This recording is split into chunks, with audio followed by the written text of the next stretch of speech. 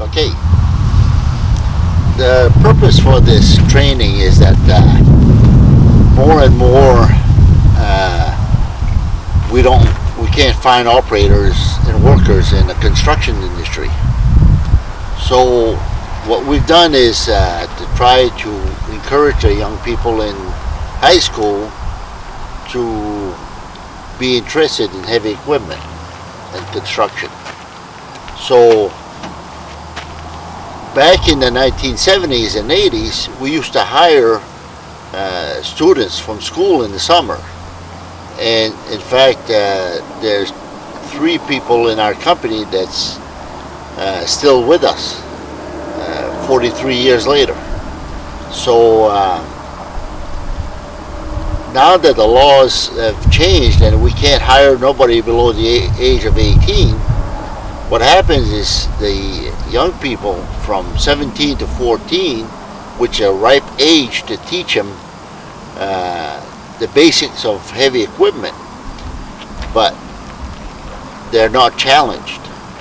And when you're young like they are, you can challenge them and in essence establish a work ethics.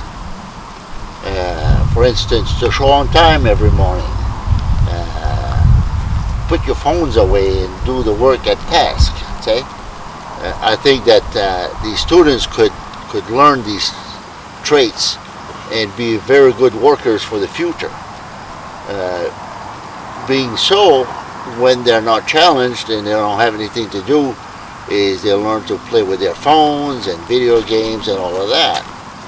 Well, once they graduate from high school and they haven't learned the basics of a work ethic, even though they are encouraged to go to college, it doesn't mean that you have the same quality people.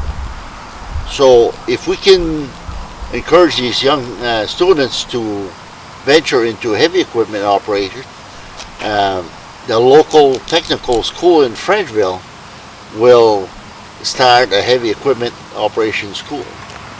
The reason we're doing this, Ed Pelletier and Sons, and myself for matter, is this is not, what we're doing is not affiliated through the school. It's we're initiated it so we can show you people what it is to operate heavy equipment. So the more interest that you guys show on heavy equipment, the better chances we'll have to have a school here in Frenchville at the Tech Center for heavy equipment operation. So talk to your friends about it, and whoever, I think it would be more encouraging to start this school that we're trying to establish.